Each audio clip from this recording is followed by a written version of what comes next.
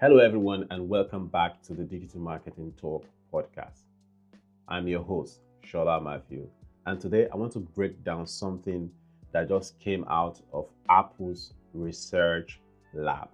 And it's actually something that the whole tech world is now talking about. So, Apple recently released a research paper titled The Illusion of Thinking. It basically tells about how smart AI is, or how smart we think AI is. Now, the question is AI really smart? Is AI really capable of thinking? You know, when you go to certain tools like ChatGPT, like Claude, like, DeepSeek, and you want to, prompt something, and then you see the option for you to click on think, right? Where AI is able to think for you.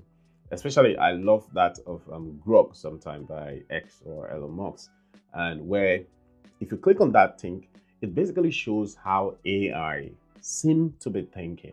All right. So what Apple decided to do is, instead of just believe that these AI companies, what they are saying is true. So what Apple decided to do is research and see if these AI tools are really smart, are really capable of thinking the way we say they do. All right. So Apple tested a bunch of powerful AIs, all right, like the AI from OpenAI, Google, and Anthropic, right? So basically they tested, the OpenAI's ChatGPT. They tested their model. So it's going to be OpenAI's O3, right? So version 3. They tested Gemini, which is Google's AI, and they tested Claude, which is Anthropic, and then they tested DeepSeek R1. So all of this AI, when they tested them, guess what? They tested them to know if this AI are capable of thinking. Guess what happened? All of this AI failed.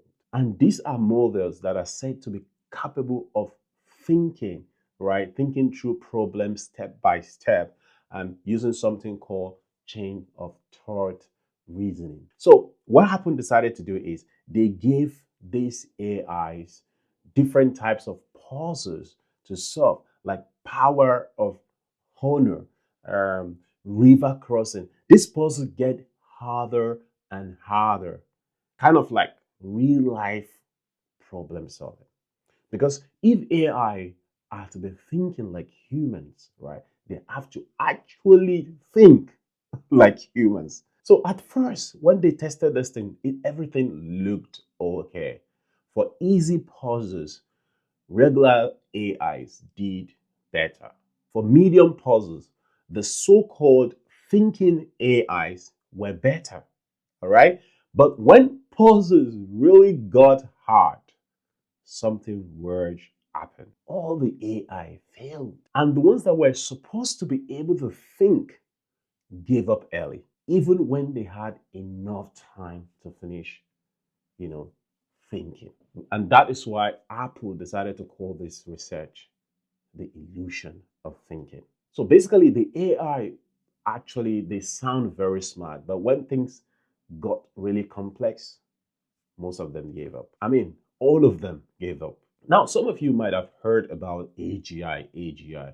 That is what we call artificial general intelligence. AGI is actually the dream. It's a situation whereby AI is able to think and act like humans in its own totality. So it's a situation whereby AI is not just going to write like our emails, like our podcast episodes. AI will be able to think through complex problems and able to come out with its own idea or idea of its own.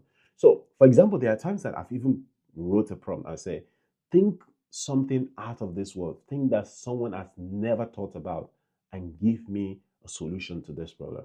AI does not know how to do that yet. So basically, AI just pretends to be smart. What AI does is just relies on the research or the input of human beings, all the input that have been given.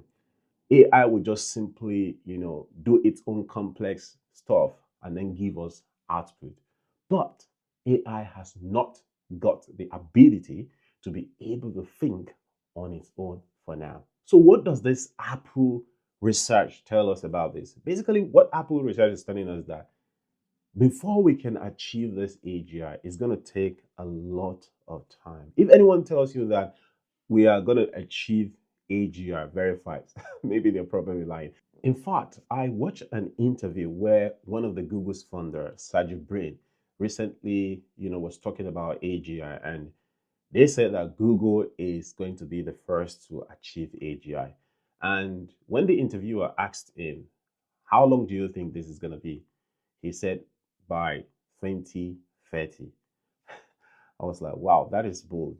And I love that because, sometimes, all these innovators, one of the things that have set them apart is actually to be able to make bold proclamations and then eventually achieve them. But the person leading the sector of the AI in Google, Google AI research, he was asked and say, how long? He said, well, it's going to be sometimes more than 2030, but it's achievable. And the CEO, I mean, Sergey Brin was like, all I need to do is just demand it from him and it's going to deliver it. And it's true.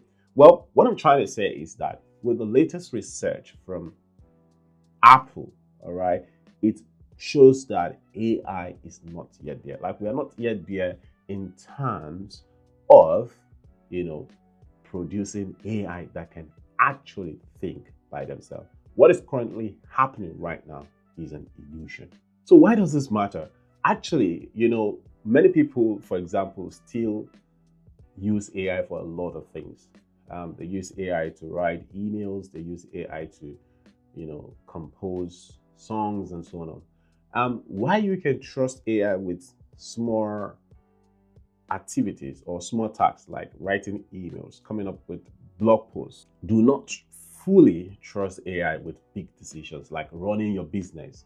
AI is capable of still helping you with some part of your business, but AI is yet to be able to think by itself. So be realistic when using AI, because AI is a powerful tool, no doubt, but it doesn't have a brain of its own.